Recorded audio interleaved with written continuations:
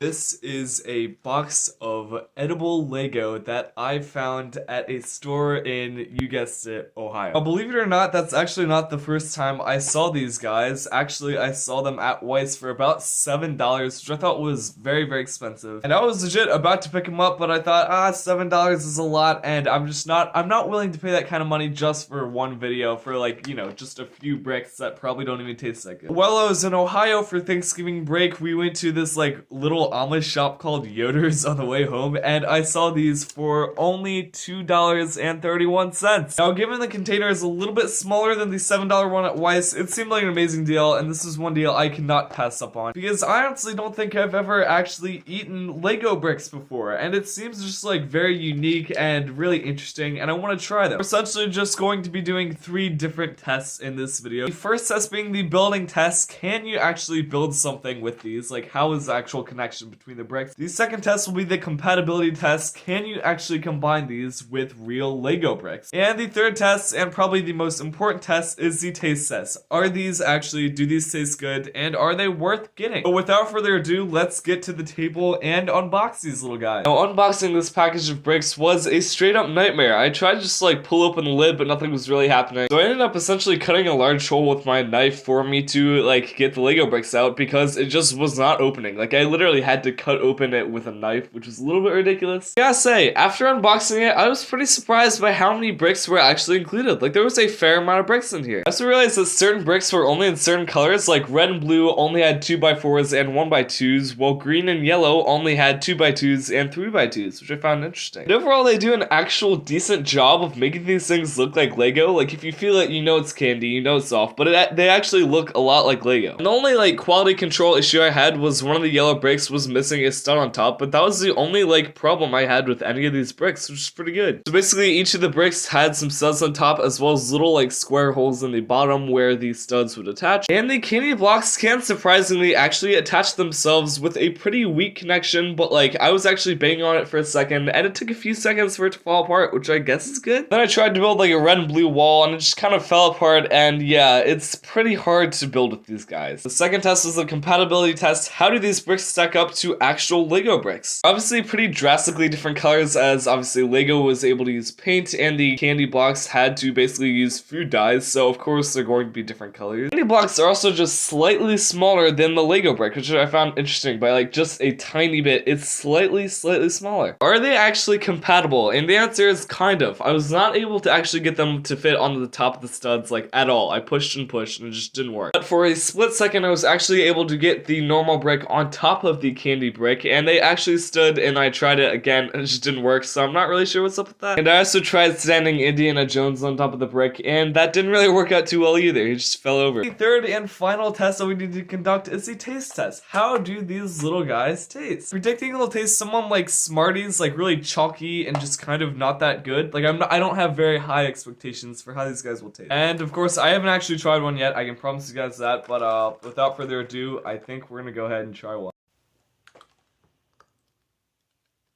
It's rock hard. Okay, no, I'm crunching them. Okay, it's not awful. I'm chewing on this thing for like 45 seconds, and I still have it in my mouth. Like, it is rock hard. I can try and chomp it, but like, nothing's happening. Cut off a couple studs, and then it was just like it was rock solid. I was chomping and chomping that thing. I don't know if it was like too big of a brick for me to eat. Try a smaller one. Okay, that's already easier. Yeah, you wanna eat these small guys instead of going for the like massive bricks. The red ones taste almost like cherry, and the blue ones taste like almost like blue raspberry to me. Try a yellow one. I don't know what flavor this could be, like pineapple maybe. Oh no, it's banana. No, it's banana flavor. Another one going straight to the trash for me. That is easily the worst flavor by far. Like, banana flavored anything is just bad to me. Finally, green. I'm trying to think of like green fruity flavors, like lime or green apple probably.